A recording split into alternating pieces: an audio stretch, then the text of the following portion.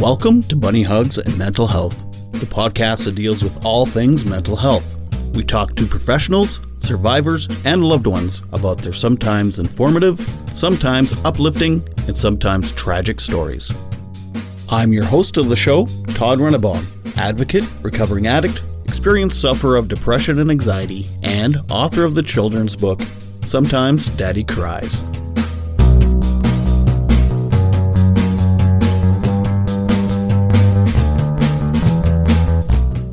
Hello and welcome to another episode of Bunny Hugs and Mental Health. Here on the Saskatchewan Podcast Network, I am Todd Rennebaum. Wow, let me tell you, it's been an interesting week. In fact, it was just really one interesting day. I'm going to bend your ear a little bit and tell you a quick story before we get into the episode, which is, by the way, a really great episode. I was invited this week to go to the legislative buildings here in Saskatchewan. That's where our provincial government meets, and I was invited to speak to all the MLAs and to speak to the media about mental health and addictions. There was a report out recently about youth's mental health in the province and how it's deteriorating and just how the mental health system isn't quite working out for them. They asked me to come and be part of, democracy, I guess. So that was really cool. I got to meet a lot of the opposition party, and I spoke with the Minister of Mental Health and Addictions. We had a really great chat. It was very, very interesting. However, that very morning when I was in the city, I was running a quick errand before going to the legislative building to speak about addictions and mental health. I pulled into the parking lot of a business, and I see a lady collapse, and I could tell right away that she had been using. So I feel terrible. I don't have a naloxone kit with me, but I walk over to her, and I see she's kind of rolling and moving a little bit, and so I thought, okay, well, she's not overdosing yet, anyway. And I look around the corner, and there was a lady in the midst of smoking either crack or meth. I asked how she was doing, and she was like, fine. I said, is your friend okay? And she said, yeah, I think so.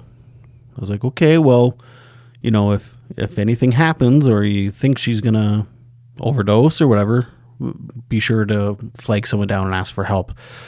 And she said, okay. So anyway, I went into the business, and I did my errand, and I asked there if they had any naloxone kits, and they looked at me like, they were like, Malalone? I was like, no, naloxone. So I had to explain what it was, and then I explained the situation in their parking lot. They couldn't have cared less. They were like, oh, I don't know, whatever. I was like, oh, all right, I guess I'll call 911 if I go out there and there's a dead person. So anyway, that was disappointing. So I go back out, and the lady's still laying there, and I approach her, and she's slightly moving. So I was like, okay, well, she's not, out of it yet. Well, she's out of it, but not right out of it.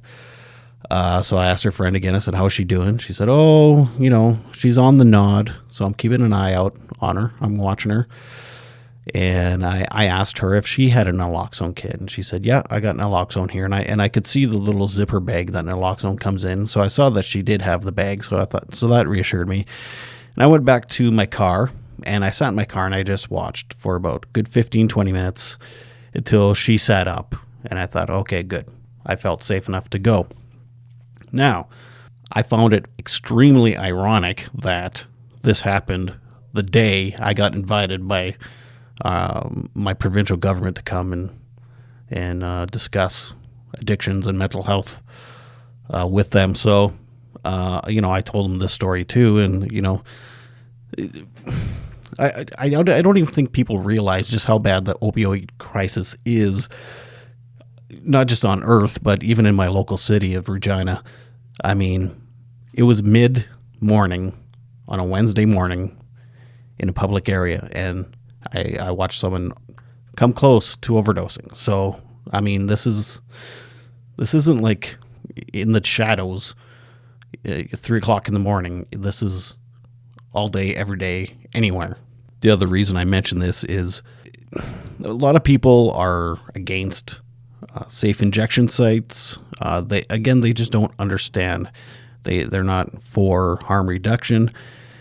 They say, junkies, it's their choice to use, and it's all about, the will to quit and all this. I don't want to shame anybody or anything or anyone, but if someone went into shock who had diabetes, who was, knew they had to be eating properly, made the choice not to eat properly, got so sick that they went into shock and passed out somewhere, anybody and everybody would help them.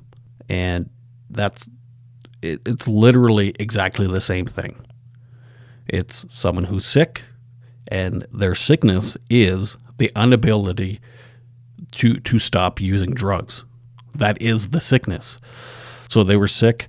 They are in the process of being sick and, need help. They don't need judgment. They don't need stigma. They don't need people to shrug their shoulders and not care what's happening in their own parking lot. So, needless to say, I can't imagine I'm going back to that business. I'm going to make sure I have an naloxone kit with me. Anytime I'm in the city, in my car or wherever, just keep talking to the governments and talking to people about mental health and addictions, because it's really bad out there. I mean, this new report that just came out nobody was shocked by it. We've known for a long time that the mental health system lacks services and funding.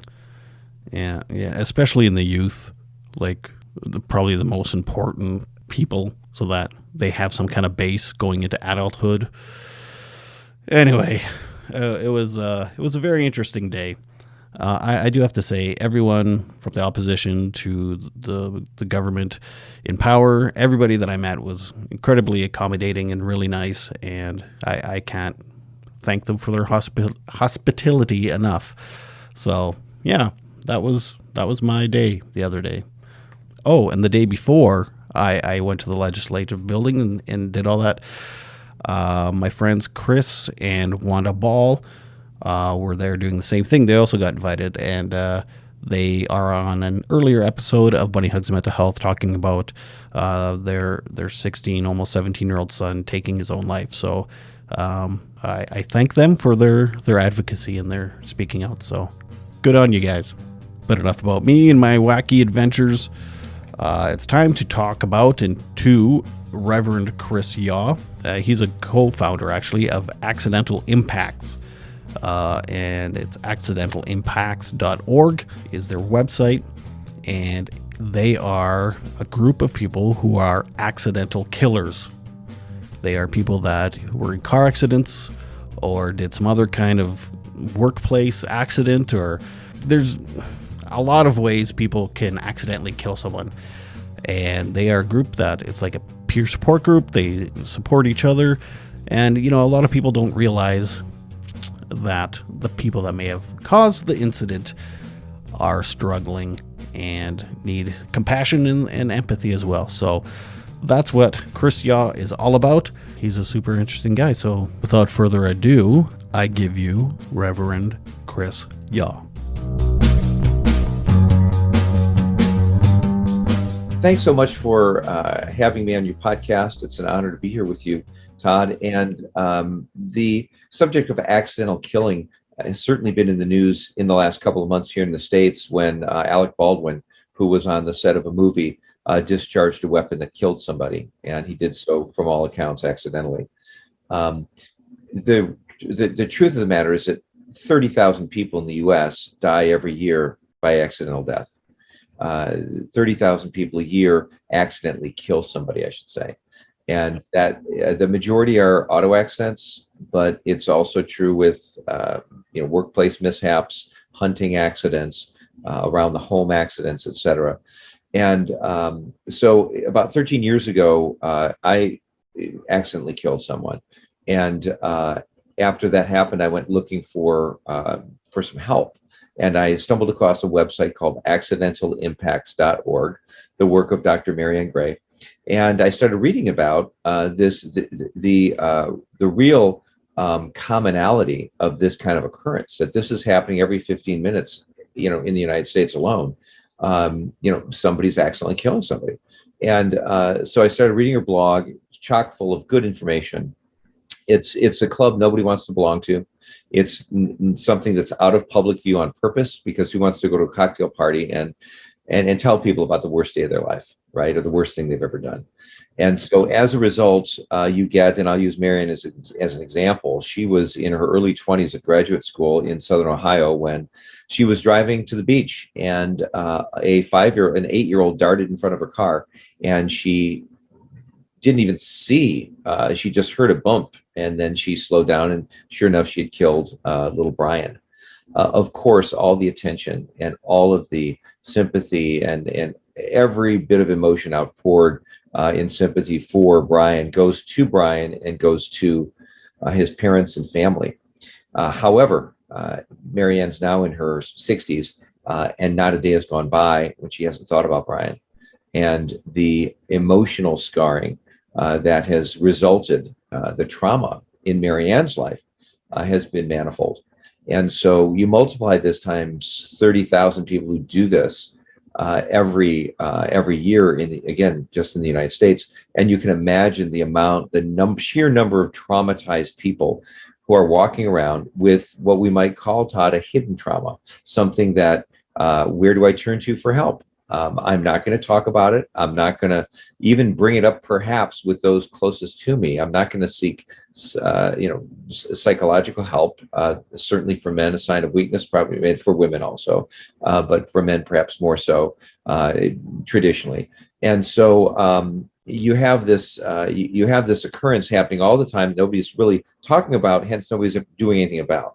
So as Marianne and I began communicating, I began writing for her blog, and I mentioned to her, we really need to come up with a foundation. There are a lot of hurting people. So a couple of years ago, we formed a nonprofit called Accidental Impacts Foundation, and I'm a founding member on the board, as well as a handful of other people. And we decided, well, what might we do to help move this along? Marianne is a trained therapist, and so we decided we would do a monthly Zoom meeting, a support group, a gathering, a fellowship, as we call it. And immediately we began getting people from Canada, from the UK, from Ireland, and anywhere between 30 and 50 people will sign on every month, third Sundays, Eastern time, 5 p.m. On the coast, California, 2 p.m., and over in the UK a little bit later, more like 10 at night. And so we started getting our tribe together that numbers several hundred people, maybe several thousand. I haven't checked recently. Certainly when Alec Baldwin's story hit the news, we were contacted, and many of us appeared on local, national, international media to talk about what's Alec going through. What is the cycle of trauma that we're talking about? What are the kinds of debilitations that are expected when somebody does something like this? So we saw immediately a tenfold increase on hits on our website. We typically get about 100 hits a day, and it went up to 1,000 at least, for a little while, as people were inquiring about what might happen. And certainly a lot of me too. I've done this. Where might I turn, et cetera? And believe it or not, Todd, there isn't even a book written about this. So Marianne and I are actually writing a book right now to help people who have suffered this trauma and are looking for ways to get through it. Do you mind me asking what your circumstances were with your accidental killing? Oh, sure. Yeah, 13 years ago, 8 years ago, 2013, I was living in a home in Detroit, which is one of those gorgeous old 100-year-old Tudors. And this particular house had garage doors that were about several hundred pounds, and about 3-inch thick oak doors that opened like French doors. They didn't roll down like normal garage doors. And so previous to that, 5 years previous to that, I had sought out a company to put electric door opener in there. It snows in Michigan, and so you want to be able to hit the button and open the doors. And so I did that. And when I had them installed, the garage door company said, these are commercial truck doors. They're not your normal home doors. And if you'd like, we can install a sensor. And that sensor was, as I recall, it was $4, 5, $6,000. Dig up the driveway. And I said, you know what? It's the third bay. I'm the only one who uses it. Let's forego putting a sensor in. Simple decision based on a budget. And little did I know, 5 years later, my landscaper would borrow a rake and somehow entangle himself in those doors and get crushed to death. So there was an inquiry, there was a lawsuit. We were found culpable. We gladly paid his widow and family 6 figures, and we're happy that they were able to at least get something to help relieve them of Kenny, who was a friend. And somebody who just retired from the Postal Service, was excited to be able to have time with his grandkids and his kids, and to build his landscaping business. And lo and behold, because of negligence on my part, he gets tangled in these doors. And Kenny lives on very deeply in our memory and our thoughts and our prayers, he and his family. And certainly the guilt and shame, irresponsibility, who would do that? Who would put in a garage door on the cheap when it's obvious you want a sensor in your door for this exact type of thing. So that's what happened. And the trauma continues, as anybody who's been through this can attest to. Humans were not created to harm their own species. When you look at the history of war, it's not until recently were we able to train soldiers to actually shoot and kill people. When you look at, say, the Civil War, estimates are between 80 and 90% based on battlefield analysis. Soldiers, when confronted with soldiers they could see, intentionally fired over their heads, did not shoot them to kill, because normal people are not programmed to do that. We defensive is our first posture, and unless you've got psychological problems, which in many cases, when it comes to running concentration camps or being a successful sniper or killer, you've got a few programming differences going on in your mind that allows you to do that, and then show up to dinner and say, hey, can we have dessert? Most people, when they kill some people, and we see this from Vietnam vets to Afghan vets, when you look at the sheer rates of suicide and the ways that people who do this kind of thing have some real psychological difficulties. And you know much more about that, Todd, than me. Would you consider, like, for your accidental or accidental impact, would you accept a veteran who maybe wasn't accidental, maybe they were a soldier in battle and they were shooting at people? Would you accept one of them in your group? Well, we're pretty broad based, but I mean, in terms of who will accept, we're pretty comprehensive. We haven't had anybody really show up for that. And a big reason is because, our Veterans Administration, PTSD is certainly something that can develop from accidental killing. And certainly PTSD, we know of, we know the phrase pretty much because of veterans coming back. So they pretty much have their own, way of dealing with these things. And much of what they've done has not been, shall we say, accidental. They've been trained to do that, Yeah, I guess, there's specific groups for veterans for dealing with PTSD and that.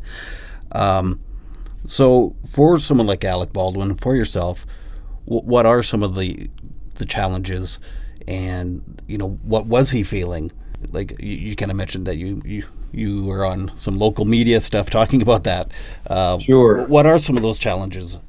Well, certainly there are different stages that one goes through when one accidentally kills another person. The first is, of course, is the sheer shock. Oh my gosh, I'm responsible for taking somebody off the face of the earth. Were it not for my decisions and my behavior, somebody who had been breathing a short time ago would still be breathing. And so there's the sheer shock, perhaps trauma, of having taken somebody's life. And that can take several forms depending on the person, but usually it leads to anger at oneself. It leads to humiliation, embarrassment. a real sense of shame, uh, a real shock. I mean, I lost weight. I drank more than I normally did. I smoked. All behaviors that really aren't helpful in the long term to get over this kind of thing. But that's what you turn to. You're, oh my gosh, you call your closest friends. You cry. You mourn this real sad turn of events. And so that's the stage that you go through.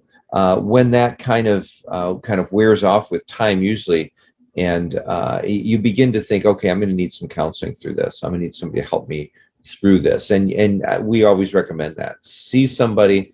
The accidental killing is not a body of it does not have a body of work, a body of study around it, like a lot of other psychological affectations or traumas. And so a lot of therapists will be like, oh, I've not dealt with somebody like this before. Again, because of the shame and embarrassment associated with accidental killing, people lock them. Most people lock up. Most people don't tell as few people as possible. They deal with it thinking it's going to go away, and just shove it down there. So when you finally do tell a therapist, if you can even get one now with COVID, I mean, what's the waiting line like? A therapist very likely may not have heard of it or know the right questions to ask, but because of the proximity to other sorts of trauma, they're able to help by and large. So when you can find a therapist, we always recommend go see a therapist. Partake of just healthy living habits, exercise, eat right, sleep well, do all those things. Again, after this first phase is worn off and you go into kind of a second phase of, okay, how am I going to live with myself having done this? Well, a therapist can help you gain perspective in life, and living a healthy life can help your body do what it naturally wants to do, which is perform at its optimal level. And so as you go through that part, you begin to say, okay, how can I stabilize? And then as you go into, say, a third phase, you look at, well, I can't bring Kenny back. Nothing's gonna, there's no, we don't talk about healing as much as we talk about coping. How can I live with myself as somebody who did something like this? And so part of my coping is accidental impacts, is getting the word out through podcasts like yours, through, we've talked with TV producers about doing some sort of a show on this that would highlight people who've been through this and how they get through. So giving back is a big way that, and I think you find that in 12-step programs too, when the 12th step is, hey, you got to go recruit somebody, right? You've got to spread the word. So however that giving back might look for you, it may be volunteering at a soup kitchen. I mean, it could be a lot of different things. Find out what your victim was dear to their heart. And there's certainly, of course, all those other ancillary issues like, did I get arrested? Was my accidental death? Was I texting and driving? Yeah, you meant to text and you meant to drive, but you didn't mean to kill somebody. Was I drinking and driving? I mean, when you get to some of these accidental killings, Todd, you find people serving time as they should for behavior that they did. But then they are also feeling shame for things that perhaps they need to get over. And that's one of the real poor. I don't know much about our own incarceration system, much less Canada's, but I do know that we are much more punitive than we are rehabilitative.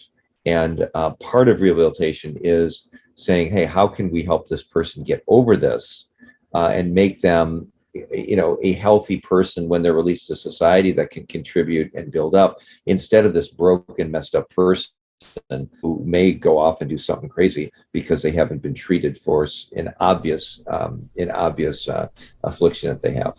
Mm-hmm.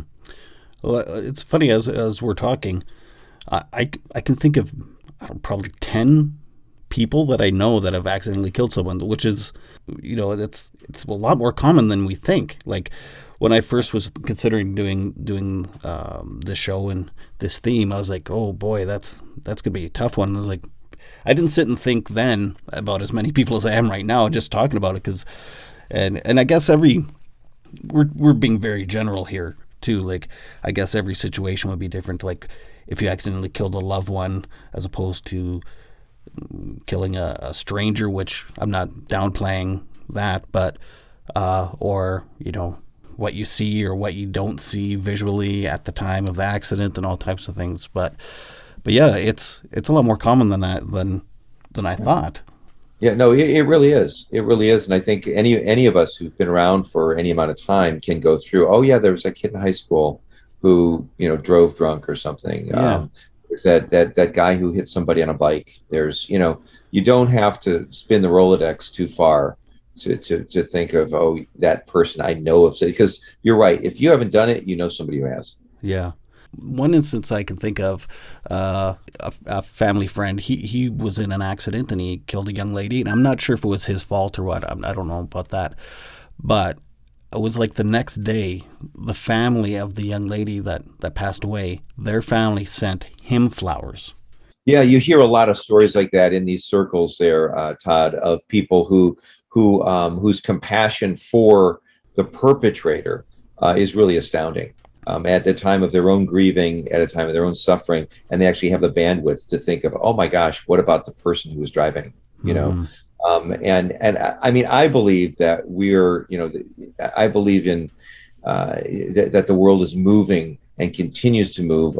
It's a long journey, but towards deeper compassion. 2,000 years ago, we put people in stadiums and paid to watch them ripped apart by lions. 200 years ago, we brought people over to North America and enslaved them because we thought they were a lesser race, right? And so this movement towards compassion, I'm seeing, is beginning to encompass perpetrators as well as victims, because when an accident happens, there are, the accident affects more than just the victim. Mm-hmm. It obviously affects their family and loved ones, but as I say, the trauma in many cases of causing accidental death is absolutely debilitating. I often point to an example here in my home state where a ski patrol was rushing to the aid of a downed skier, and as he was rushing there, a young kid, new skier, came down and hit his snowmobile, and Mm-hmm. that little kid died. And this ski patrol man in the 70s was so taken by it that within a few months he took his own life. Mm-hmm. And the guilt and that people live with when they commit these traumas is very real, and it is very life and death. The number of people I know who have committed who've been accidental killers, and then have I'm thinking of a woman who accidentally, her husband was a drug user, and she helped him with his habit, and he died. Mm-hmm. And she and her child, she were left, and she was so taken with guilt and shame that she went out and got drunk. And she went out and got drunk, and she made the mistake of driving home with her daughter in the car, and she got into an accident, and her daughter was killed. So, I mean, just tragedy upon tragedy. And you can go to our website, and we invite people to blog about their experience. Why? Because what do they say in 12 steps? You're only as healthy as your secrets, something like that.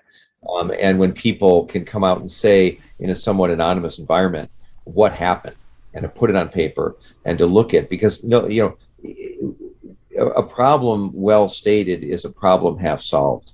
And if you're not admitting to a problem and you're not writing it down, how are you going to begin to address this huge elephant in your emotional living room? So, I mean, how that woman is coping now with the loss of her loved one, or of her partner and her child.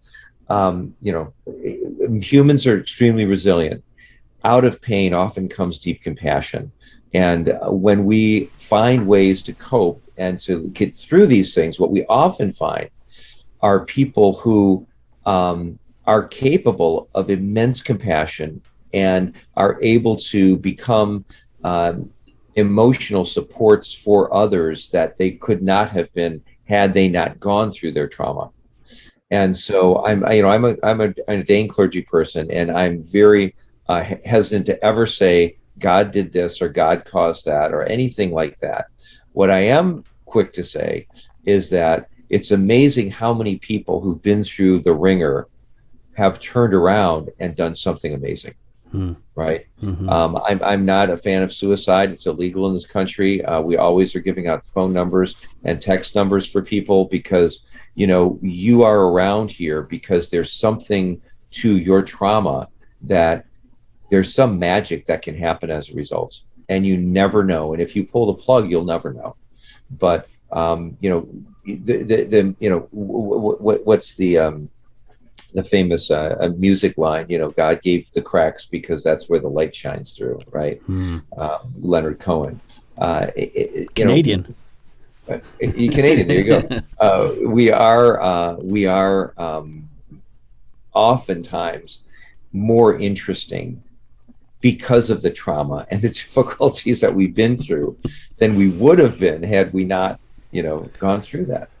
I don't recommend anyone accidentally killing you for more character, but Exactly. Yeah, yeah, I yeah. but no, I hear you. I've gone through Yeah. my own trials and tribulations and Yeah. uh, suicide attempt, and I've come out on the other side pretty good. So and again, like giving back and stuff. So I'm glad the suicide attempt didn't take, because life's pretty Yeah, me interesting too. now.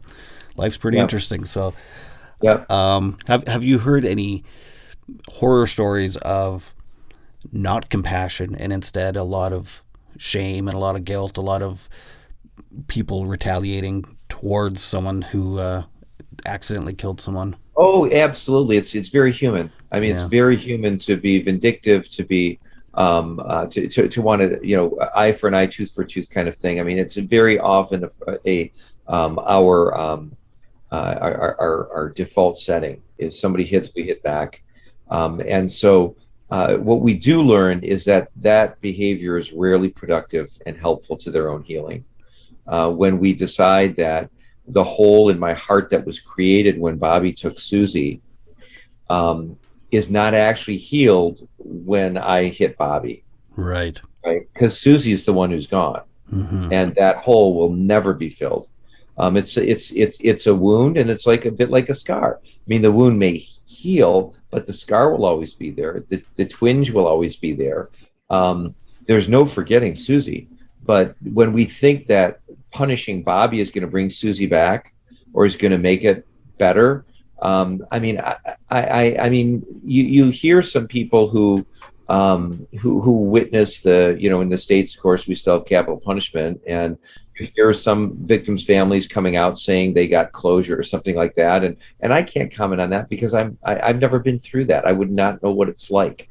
But I can say that I've heard from enough people who've told me that that just isn't helping, to have some questions about that. Mm-hmm. And I'm very much against the death penalty. I'm very much pro-life in that way. Mm-hmm. That we really need to be a culture of compassion and forgiveness, and not of vengeance and retaliation. We set up lines of division. We set up the next punch coming from the other side as a result. And an eye for an eye, as has famously been said, soon ends up the population is going to be blind. You have to have forgiveness and compassion, and that not only includes the victim and the victim's family, but to some degree the perpetrator. Because I think that there's a famous quote that about unforgiveness. Anne Lamott said that unforgiveness is a bit like drinking rat poison and waiting for the rat to die.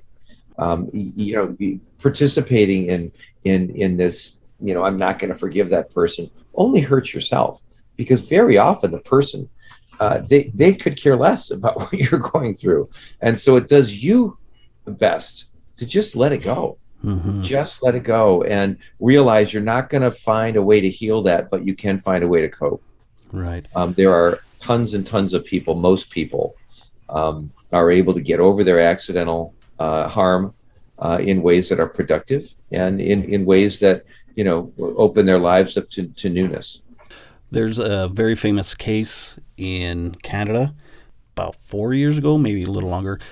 He was from India. He was a truck driver, and he hit a tour bus full of a hockey team from Saskatchewan here, and he ended up killing 16 of those people. He rolled through a stop sign and killed them. And I mean, it was clearly an accident. Maybe he, Yeah. maybe he was being unsafe, but it was, he obviously didn't mean to kill anyone. Right. And it's very polarizing. Because now he's doing time in prison. Okay. And he didn't hire a lawyer to, fight anything. He said, yes, I did this. I feel horrible. Do what you want with me. So he's doing his time. But now they're talking about deporting. Oh, yeah, sure. Deporting him. And so now, of course, there's quite a few people want him deported and want him to stay in jail forever and all this stuff. And then you get, and same out of the 16 families, you even have people like that. Then even within the 16 families, you have people talk to him, forgiven him. They're, the healing. And so, this just reminds me of that. Hi, everyone. I hope you're enjoying the episode so far. Welcome to my first mid-episode commercial. And it's not for any company or any store or anything like that. It's actually for this podcast. I just want you to know some of the great guests that I have coming up. I have next week a fellow named Chad who lost 4 family members to a drunk driver, and a fellow named Spencer, and he's the son of the drunk driver that took Chad's family. I have stand-up comedian Jeremy Hotz. Google him. I'm sure you've heard of him or seen him before. And I have a young lady named Robbie Steele. She's going to talk to me about FASD, which is fetal alcohol syndrome disorder. Journalist Katie Herzog. She was once canceled, and she had cyberbullying from people. So we're going to talk to her about that. Another comedian, Rodney Norman. Google him. You will recognize him. He's got a crazy beard and crazy hair, and he's always giving inspirational videos and stuff. You'll know exactly who I mean when you Google him. And then I have Tara Newell, and she is the real-life Dirty John TV show that you see on Netflix. This is the daughter. She's the one that took the life of Dirty John. So I have a whole bunch of great guests talking about all types of mental health issues, from trauma to disorders to addiction. So stay tuned for those in the upcoming weeks. Yeah, no, there's a situation in the States that happened just a few months ago when a young immigrant, also like the Indian man you shared about, he's a trucker in his 20s, and he was coming down off the mountains in Colorado, and he had a fully loaded truck and his brakes gave way. And so he did, to the best of his knowledge, what he could do to stop the truck. He eventually was unable to stop the truck. It plowed into a couple other cars. People were killed. And when it came time for sentencing, he was sentenced to 110 years in prison. Immediately, there was outpouring from around the country. There were petitions sent out. I signed one of them saying, hey, look, this guy, he did kill people, but his brakes gave out. He did not mean to do this. And finally, it had to go to the governor. And the governor had to say, okay, we're going to lessen this. But there were a lot of people, because, again, you talk about family members and people who are deeply grieved. And the prosecution had pointed out in a number of areas, well, he should have taken this. There was a truck ramp, especially for runaway trucks. He didn't take that. He didn't try this. He didn't try that. True. But if you can imagine driving a truck that's out of control, you would definitely do all you could to come to a safe stop, if for no other reason, because you want to live, right? Yeah. And so, did he bypass the truck thing? Yeah. But can you imagine how panicked you are to have that happen to you? And so there was really no compassion on the prosecutor's side for what he did. And thus, many of the family members, again, very polarizing. Some of the family members saying, he took my loved one away, he should rot forever in jail, in prison, don't feed him, don't clothe him. And then on the other side, hey, by the grace of God go I. Accidents happen all the time. And when you look at the sheer, not only number, but variety of circumstances, you're on the phone, you're on your safe car, in the car, it's Bluetooth, it's just like you're talking to somebody else, and you back into something, or again, these things happen all the time.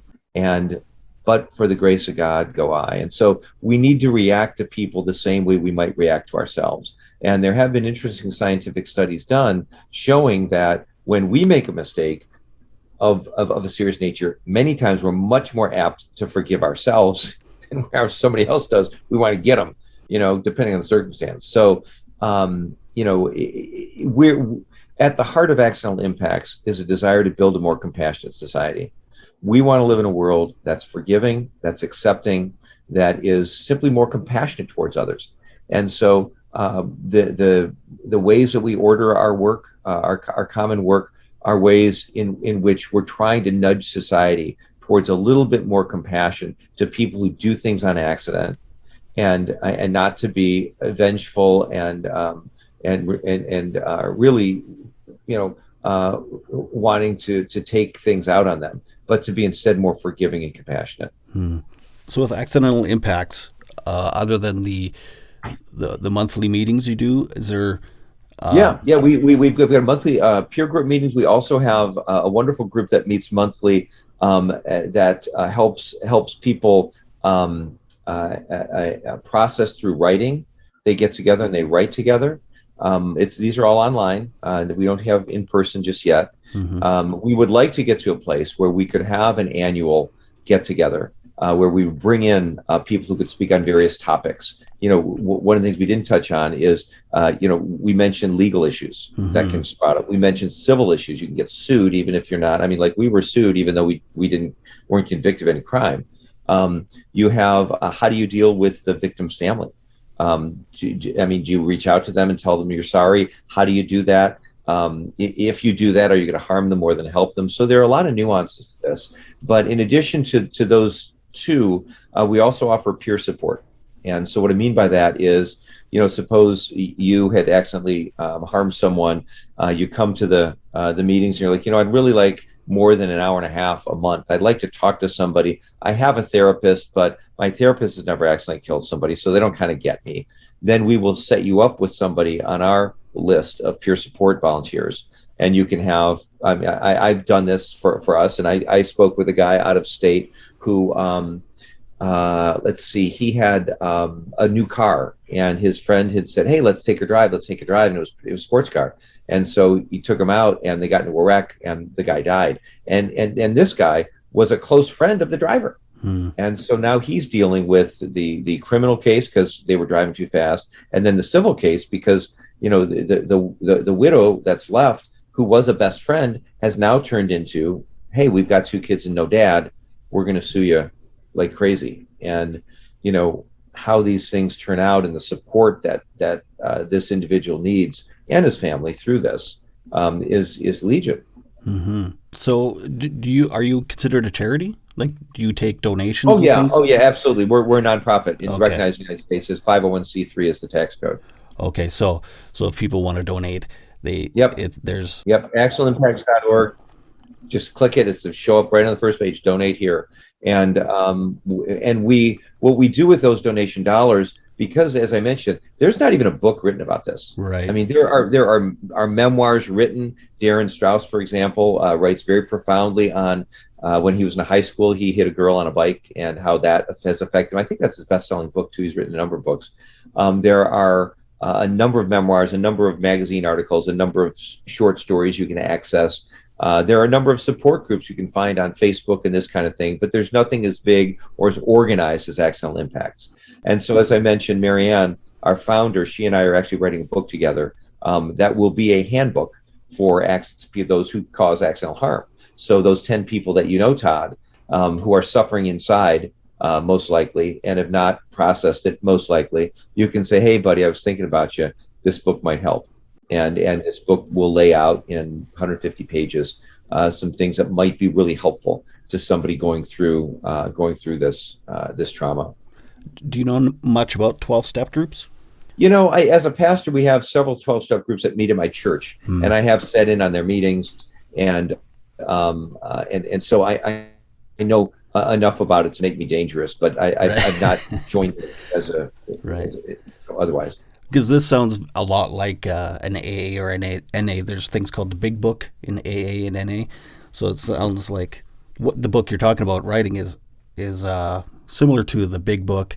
Um, when you're talking about helping each other, it sounds Yeah. like a sponsorship in a way, and the peer support thing is very Mhm. much like a meeting. Yeah, yeah, exactly. Yeah, I think one of the visions we have is when we get through COVID to be able to organize local groups, like AA does, Right, and in a similar model. I mean, people don't charge, we don't get paid, right. but it's for the ongoing therapy. Yeah, yeah. I'm not one for meetings and stuff in general, but Yeah, the way the AA is organized, it's really really good. I think it is. governments It could is. be like set up like the way Yeah, they are. yeah, and AA, of course, is by no means the only way to combat somebody's alcohol addiction, That's right. Yeah. and by no means is it monolithic in its approach. However, when you add up all the different ways of processing your alcohol addiction, number one is AA. It's by no means the majority. People deal with it in a number of different ways, and the same with accidental killing. People are going to deal with it in there, and so we find the people who come to our sites, who come to our meetings, most of them are lurkers. And, they're going to sit around and they're going to be, as the good Baptist preacher says, you're going to eat the fish and throw away the bones. What's going to work for me and what's not. And so whatever people need to achieve that place of that wonderful place of coping where they can go on and lead productive lives, we're all about. And by no means do we think we're the only way you can do that. Right. Yeah. But it's nice to have another option or another tool in your toolbox because of those Absolutely. options. Yeah.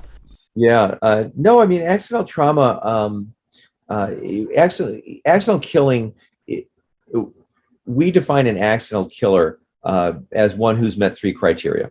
The first is that they need to be involved in an event, an accident in which somebody has died.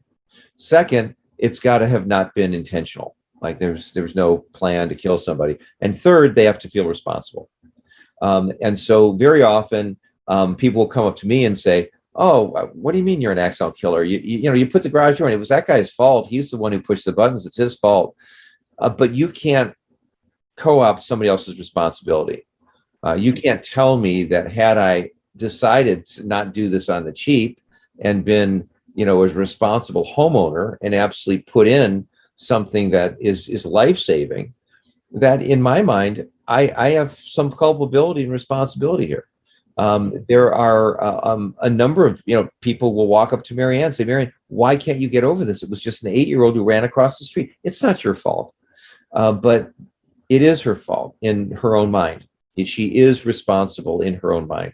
And so accidental killers many times are misunderstood because people on the outside, unless they're in that driver's seat, literally in some cases, they cannot understand the depth of pain and responsibility a person feels when they cause harm. And I wish it upon no one, that even my worst enemy, that they would not be in that situation, because it is, it's traumatizing, right? Yeah. I couldn't imagine that Right. being in that position. And I mean, for the people that are criticizing, just get over it or whatever. Right. I mean, people have enough guilt and shame when they Yeah. you lose a loved one without them Right. being involved at all. I know people that their parents pass away and they feel guilt that they didn't spend more time with them or didn't do this. If you were the one that accidentally killed them, like yeah, that's. Yeah. But I get it. I know, like even with depression and anxiety, people tell me, just cheer up. So I understand that it's a place. It's coming from a place of love. These people that want to see you feel I think better, so. but yeah, Yeah. it's. I wish people realize it was probably does more harm than good because it doesn't validate. Validation is very important when it comes to feelings. So when someone Oh says yeah. that, they're trying to make you feel better, but yet they're actually devaluating your emotions and causing more harm. They are, and it's always a selfish response. That's an unconscious selfish response. We think we're trying to heal them, but in reality, we're really just uncomfortable being around sad people, and so we want to do something to cure them without, as you say, just sitting with them, right, and validating. Gosh, this really does stink. This I'm here. I always tell people, say three things. First is, as you said, validate somebody. They caused a trauma, or they're mourning, or they're in a sad place. You know, the first thing you want to do, that's terrible. That's a horrible place to be, and really help them feel like, okay, I'm not crazy. And then, of course, secondly is express care or concern. If it's appropriate, say, I love you, and know that my love, my care, my concern for you is authentic. And then the third is just to be there for them. If how well do I know the person if I go over and clean up their house, and because I mean, even we say, well, if you need something, let me know. Well, that's another way of kind of backing out. Many times, a person doesn't know what they need, right? And you might be a distance from them, so you might not know what they need either. But often it's a loved one or somebody close enough where you can say, oh, you know what? I bet they'd like me to pick up their mail. I bet they'd like lasagna for dinner. And without asking them, because many times they're too distraught to even be able to vocalize and put up the action plan. Right. So yeah, there are, yeah, I mean, we could certainly go into depth about each one of these phases that I mentioned to you, as well. This topic is rather content rich. But I mean, I think that you've covered a lot of stuff, Todd. And I would, if to answer your question, if you or somebody has gone through has accidentally harmed someone, perhaps accidentally killed somebody, don't stuff it down and think that you'll just get over it. Seek some help, seek some counsel. Go to the accidentalimpacts.org website and look for books and articles and stories of people who've been through probably worse than what you're going through, and start to name the issue, because again, the first step in problem solving is to name the problem. And if you have accidentally caused harm, it's probably something that has affected you, because humans are not programmed to harm others, without feeling it themselves. And so I would say take it seriously. If there's somebody who's gone through it, pass along the website to them. I mean, because of the shame and embarrassment involved, may not want to make a big deal, but just say, hey, I thought about you, check this out, right? Mm-hmm. Because that's a whole other issue, Todd, is how do you take care of a loved one who's accidentally harmed, right? What is your what's your persona going to look like as somebody who is living with somebody? What can you expect from them, and what can you expect to do? So there are a number of facets to this, but I would say that if you know somebody or if you've gone through it, take it seriously. Go to Accidental Impacts, seek therapy. I'm a big fan of that, even if you're healthy. Everybody could always use a coach. There's many times the problems that we have are problems we don't know we have, right? I don't know what's wrong. You don't know what it is. And a therapist can help you identify that. Yeah, that's something that's very, very common, is you don't seek help until you need it. Well, yeah. I shouldn't say you need it. I mean, you always need help, but yeah. Until you get the flat tire, until something happens, right? Thank you so much, and thank you for being, for having such care and compassion in your heart to want to know more about this really pervasive topic. So, thanks so much, and really appreciate your time. Thank you so much, Chris. Your organization sounds very needed and very impactful, and you're doing wonderful things. So thank you so much for that, and thank you for being so vulnerable and speaking with me, and keep up the good work. Now, next week, I am speaking to Alyssa Kaufman. She is a psychologist, and this is an episode I've been wanting to do for a while. It's specifically about OCD. Alyssa, she is a psychologist, but she also suffers from OCD. I mean, she's not suffering as much anymore because she's kind of in recovery and she does treatment for it. But it's like any other kind of mental illness. It's always there, and you have to, stay on top of it. What's so special about Alyssa is she actually has come up with her own treatment. It's called RIP-R therapy, and it works for OCD and addiction. And she's from Miami, Florida, the Sunshine State, I think. I don't know. So if you're still listening, this means you must like the show. I mean, no one listens right to the very, very end. So if you are, thank you very much. And please tell other people about the show. There's a good group of followers pretty much every episode, and I would like to start making some money on this. Currently, I make no money on it, and I just absolutely love doing it. I am going to start going back to weekly episodes, and I am hoping soon to start showing the episodes on YouTube, so you can actually see the people I'm talking to, and you'll also see me a little bit once in a while. But anyway, if you like the show, that's awesome. If you're listening every week, fantastic. Thank you so much. But please share. Please tell other people. That's really how podcasts get more listeners, is word of mouth and through people sharing stuff on Facebook, Instagram, and whatever. So I can't do it all on my own. It's hard. I don't even know what I'm doing, really. So I need your help, please. Tell people. I really appreciate it. Thank you for listening, and please subscribe, rate, and review however you are listening to this podcast. It only takes a moment, and it really helps the show out with getting noticed. This episode has been sponsored by Penny University Bookstore, 3104 13th Avenue. Call 639-571-2186 and check out their online bookstore at pennyu.ca. The Saskatchewan Podcast Network is supported by Connexus. Wellness, however you define it, is achievable.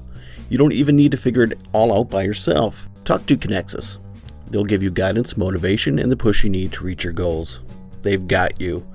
They're your financial partner, and they know you can achieve your very best, your financial best. Prove them right. Start right at Connexus Credit Union. The Saskatchewan Podcast Network is also sponsored by Direct West. Are you a business owner looking for new avenues to promote your business? Direct West digital billboards are a great opportunity to highlight a new product, new promotion, or anything else you'd like your customers to know about. You can get local, expert marketing help for your business at directwest.com. If you are having a mental health crisis, please call the Canadian Crisis number at 1-833-456-4566. In Saskatchewan, the mobile crisis team in Prince Albert is 306-764-1011.